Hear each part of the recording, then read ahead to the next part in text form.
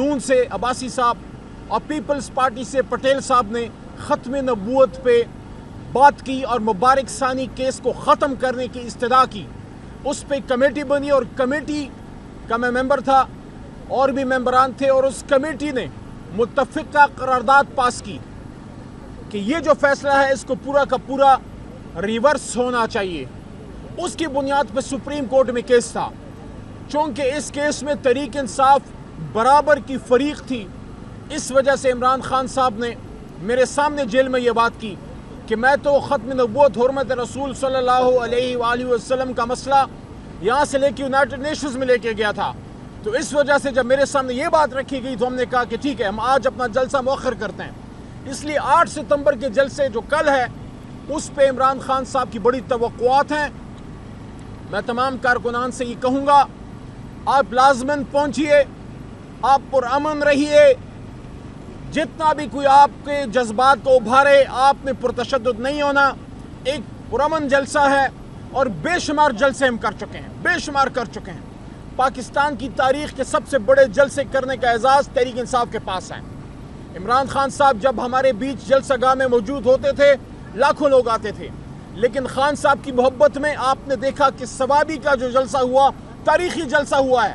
خیبر پختونخوا کے تاریخ کے بڑے جلسوں میں سے ایک جلسہ سوابی کا جلسہ تھا, جب 10-10 کلومیٹر 15-15 کلومیٹر لوگ پیدل جلسہ گاہ تک گئے اور گاڑیاں تو موٹر وے پہ 30-40 کلومیٹر تک بلاکڈ تھی. اس لیے کل کے جلسے پہ دوبارہ میں آتا ہوں. کل خیبر پختونخوا سے, پنجاب سے, کشمیر سے, گلگت بلتستان سے, سندھ سے بھی قافلے نکل چکے ہیں, بلوچستان سے بھی لوگ آ رہے ہیں. بلوچستان سے ہمارے وہاں کے صدر اور ہمارے نوجوان رہنما داؤد صاحب تشریف لا چکے تھے, لیکن ان کے والد صاحب کی فوتگی ہوئی ہے, ان کے لیے بھی ہم دعا کرتے ہیں, اللہ ان کی مغفرت فرمائے, ان کو واپس جانا پڑا. اس کے ساتھ ساتھ ایک دوسرا اہم ایشو کل 6 ستمبر تھا, یوم دفاع پاکستان تھا. ہم کیٹیگوریکلی یہ بات تحریک انصاف کے پلیٹ فارم سے کرنا چاہتے ہیں کہ جب بات پاکستان کی دفاع کی آئے گی, جب بات مادر ملت کی حفاظت, مادر وطن کی حفاظت, پاکستان کی پاک سرزمین کی حفاظت کی آئے گی, تو عمران خان کی وہی بات تحریک انصاف کا آگے کا لائحہ عمل بیان کرتی ہے کہ ملک بھی میرا ہے اور فوج بھی میری ہے. پاکستان کے دفاع کی خاطر پاکستان تحریک انصاف, ہمارا ہر ورکر, ہر ووٹر, ہر سپورٹر پاکستان کو بچانے کے لیے فرنٹ لائن کا ایک سپاہی ہے اور پاک فوج کے ساتھ پیچھے نہیں, سینہ بسینہ ساتھ, کندھے سے کندھا ملا کے کھڑا ہے. لیکن ہمارا اگر کوئی اختلاف ہے وہ ایک سیاسی اختلاف اصولی ہے کہ پاکستان کی سیاست اور امور مملکت, امور سلطنت میں اداروں کی عمل دخل نہیں ہونی چاہیے. اور یہ عمران خان صاحب یا علی محمد کی بات نہیں ہے, یہ قائد اعظم محمد علی جناح کی بات ہے. قائد اعظم نے یہی بات کی تھی کہ پالیسی سویلین گورنمنٹ بنائیں گے اور اس کو امپلیمنٹ ادارے کریں گے. سول جو فیصلے ہیں وہ سول ادارے, اور جو ملٹری سے ریلیٹڈ پالیسیز ہیں وہ ملٹری ادارے امپلیمنٹ کریں گے, لیکن فیصلہ سازی, پالیسی میکنگ پارلیمان کرے گی, سول حکومت کرے گی. یہ ہمارا ایک اصولی اختلاف ہے. باقی آج 7 ستمبر بھی ہے, یوم فضائیہ ہے. ہم اپنے ان مجاہدین کے ساتھ بھی ہیں, جس طرح ایم عالم صاحب نے ایک ریکارڈ بنایا تھا اور دنیا کی تاریخ میں ایک ایسی مثال قائم کی جو شاید کبھی نہ ٹوٹے, اور جب بھی ٹوٹے گی پاکستانی مجاہدین جو پاکستان ایئر فورس سے تعلق رکھتے ہیں وہ کریں گے. تو عمران خان صاحب ہمیشہ ان ایشوز پہ مضبوط کھڑے رہے ہیں, لیکن جو ان کا اصولی موقف ہے وہ تو اپنی جگہ پہ موجود ہے کہ عمران خان صاحب کی جو رجیم چینج ہوئی حکومت میں, وہ جو پاکستان کی منتخب حکومت کو گھر بھیجا گیا, وہ جو سازش ہوئی یا اس کو مداخلت, جو بھی آپ نام کہیں, اگر وہ وقت عمران خان صاحب پورا کرتے, اب ایک آزاد الیکشن ہو چکا ہوتا, عوام اپنی مرضی منشا سے وہ فیصلہ کر چکے ہوتے, ملک میں عوام کی مینڈیٹ سے حکومت ہوتی, عوام ہم سے مطمئن ہوتی تو عمران خان صاحب کو ووٹ کرتی, نہیں ہو تو کسی اور کو کرتی. لیکن جو اس الیکشن میں ہوا ہے, جو ڈاکہ پڑا ہے, کل کے جلسے میں تحریک انصاف کی بنیادی مطالبوں میں سے ایک مطالبہ وہ تو اسیران بشمول عمران خان, بشمول شاہ محمود قریشی کی رہائی, لیکن ساتھ ساتھ ہمارے مینڈیٹ کی واپسی. اس سے بڑا ڈاکہ کیا ہو سکتا ہے؟ آپ کسی شہر میں خدا نخواستہ کوئی ڈاکہ ڈال دے, کسی بینک میں ڈاکہ ڈال دے، کسی گھر میں ڈاکہ ڈال دے. یہ تو 25 کروڑ عوام کے مینڈیٹ کا ڈاکہ، ہر آدمی کا ڈاکہ ہے.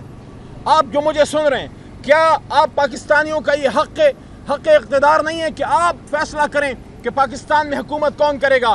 یہ جو 8 فروری کو ہوا ہے، یہ کیا آپ پہ ڈاکہ نہیں ہے؟ یہ کیا آپ کے بچوں کے مستقبل پہ ڈاکہ نہیں ہے؟ تو کل ہمارا دوسرا بڑا مطالبہ ہے، پاکستان تحریک انصاف کو، عوام کو ان کا مینڈیٹ واپس کیا جائے. اور تیسرا بنیادی مطالبہ، آئین کی حکمرانی، جو سب مطالبوں سے اہم مطالبہ ہے. آئین کی حکمرانی ہوگی تو عمران خان صاحب باہر آئیں گے. آئین کی حکمرانی ہوگی تو مینڈیٹ کی واپسی ہوگی.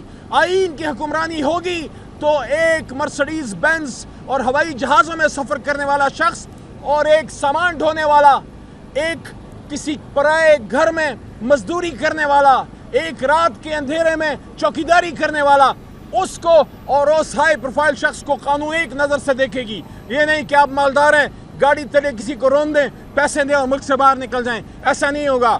تو تیسرا مطالبہ ہمارا آئین و قانون کی حکمرانی، اور سب سے اہم جو پچھلے 2.5 سال سے ہماری تحریک انصاف کو آگے لے کے چلا ہے، پولیٹیکل سلوگن، جو صرف پولیٹیکل سلوگن نہیں ہے، ہماری روح، ہماری ایمان ہے کہ 77 سال پہلے قائد اعظم محمد علی جناح نے پاکستان کو جب آزاد کیا تو ایک حقیقی آزادی کی تمنا تھی.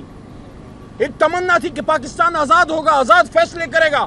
یہاں عوام اپنی مرضی سے جئیں گے. یہاں کے فیصلے امریکہ، اسرائیل، برطانیہ میں بیٹھ کے لوگ نہیں، بلکہ اسلام آباد میں بیٹھ کے لوگ کریں گے.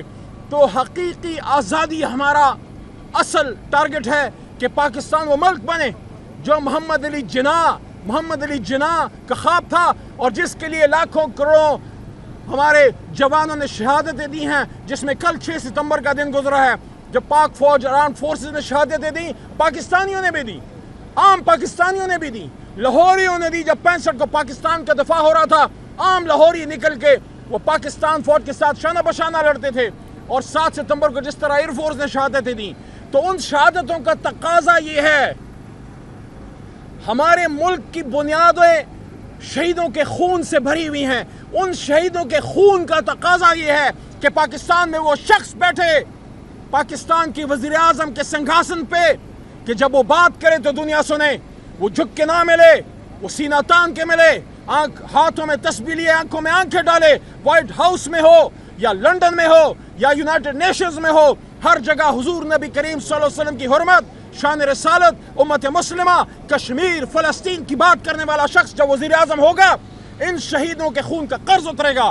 لیکن اگر وہاں شہادتیں ہو رہی ہیں، جس طرح عام لوگ بھی شہید ہو رہے ہیں، خیبر پختونخوا میں، بلوچستان میں فوجی جوان شہید ہو رہے ہیں، ہمارے حساس اداروں کے لوگ بھی شہید ہو رہے ہیں، علماء، سیاستدان، سب. لیکن اگر آپ نے ایک غلامانہ ذہن والا شخص، ایک کمزور شخص جو اغیار کے سامنے دبتا ہے، جو اغیار کے سامنے جھکتا ہے، اس کو صدر یا وزیر اعظم بنا دیا، جو کرپٹ ہو، جو کمپرومائز ہو، تو پھر آپ کی یہ شہادتیں رائے گا جائیں گی. خدا نخواستہ آپ کو وہ شخص چاہیے جو علامہ کے اس شعر پہ کار فرما ہو، جو علامہ کے اس شعر پہ کار فرما ہو کہ خودی کو کر بلند اتنا کہ خدا بندے سے خود پوچھے بتا تیری رضا کیا ہے. اور ہم یہ ڈیمانڈ کرتے ہیں آج ایک بار پھر اڈیالہ جیل کے باہر، جب کل لاکھوں پاکستانی ایک پرامن جلسے کے لیے اسلام آباد کی طرف گامزن ہوں گے، ہمارے لیڈر عمران خان صاحب کو رہا کیا جائے، ان کو باہر لایا جائے.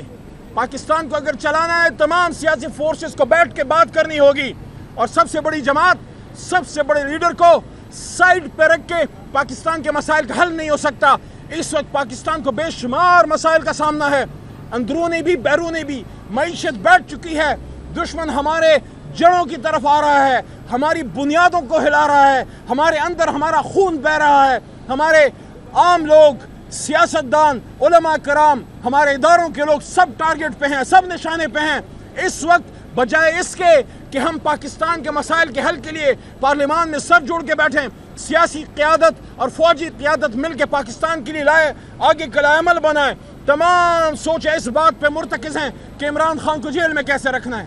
تمام سوچیں اس بات پہ مرتکز ہیں کہ عمران خان کو کس طریقے سے مزید کسی کیس میں ہم نے اس کو گھیرنا ہے، اور پاکستان تحریک انصاف کے کارکنان کو کس طریقے سے ہم نے اٹھانا ہے، ان کو پکڑنا ہے. جب ہماری یہ سوچیں ہوں گی تو دشمن کو کھلا میدان ملے گا. آؤ दुश्मन के सामने सीना सपर हो जाएं। 6 सितंबर का यही मैसेज है और 8 सितंबर का भी ये मैसेज होगा कि आओ पाकिस्तान को हकीकी मायनों में आज़ाद करें, यहाँ आईन और कानून की हुक्मरानी हो और पाकिस्तान को अगयार के इशारों पे नहीं, अमरीकी गुलामी पे नहीं, किसी की डिक्टेशन पे नहीं, पाकिस्तान की अवाम की मंजी और मर्शा पे हमें चलाना होगा। अगर जमहूरियत की बात करते हैं तो जमहूर का मानना पड़ेगा। बहुत शुक्रिया। सर 7 सितंबर है, 7 सितंबर को कादियानियों के हवाले से बिल पास हुआ था, कानून पास हुआ था, उसका मुस्लिम करार दे दिया। इस हवाले से थोड़ा सा बताइएगा। कुछ दिन पहले भी जो है काजी फाइज़ ने अपना फैसला भी वापस किया। देखें, 7 सितंबर बहुत तारीखी दिन है पाकिस्तान की तारीख का। ख़त्म नबूवत पे जिसका ईमान नहीं है वो मुसलमान नहीं है। हर दौर में गुलामान रसूल उठे हैं और ये इस मामले पे भी उठे।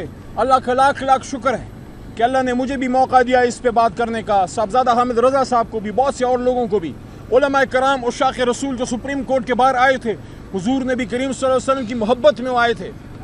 हमारी डिमांड हमारा मुतालबा ये है, कौमी असम्बली पे भी मैं भी इस पे मैं बात करूँगा कि काजी फ़ाइज़ ईसा साहब, आपके पास जो मुबारक सानी केस है उसके तफसीली फ़ैसले का पूरी कौम को इंतज़ार है। इसलिए हम आपसे इस्तदा करते हैं कि तफसीली फ़ैसला जल्द से जल्द आप इसमें देर ना कीजिए, क्योंकि पूरी कौम में बेचैनी है। हमारे उलमाए कराम, आम पाकिस्तानी मुसलमान, आशिकान रसूल, गुलामान रसूल सल्लल्लाहु अलैहि वसल्लम सब इंतज़ार में है क्या फ़ैसला आएगा। ये बात आपको बता दें, पाकिस्तान 27 रमज़ान अल मुबारक को बना था, हुजूर नबी करीम सल्लल्लाहु अलैहि वसल्लम के हुक्म मुबारक पे बना था। यहाँ वो होगा जो सरकार मदीना सल्लल्लाहु अलैहि वसल्लम का हुक्म है, उनकी जो तालीमात हैं, और उनकी तालीमात की बुनियाद क्या है? ख़त्म नबूवत सल्लल्लाहु अलैहि वसल्लम। इस बयान ने कहा कि हमारा कोई सियासी एजेंडा नहीं है, किसी सियासी बात के हामी नहीं है हम। इस बयान को कैसे देखते हैं? फर्क नहीं है? देखिए, डीजी साहब अगर कहते हैं कि सियासी एजेंडा नहीं है तो इंसान का अमल उसकी बात की सपोर्ट करता है। उनका अमल ये साबित करेगा कि अब फैसले और हैं, अब बात सही समझ चल पड़ी है।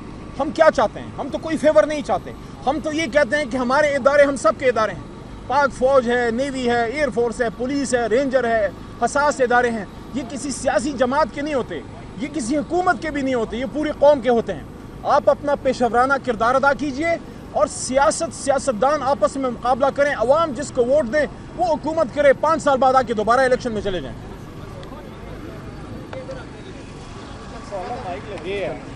मैं चुप गया।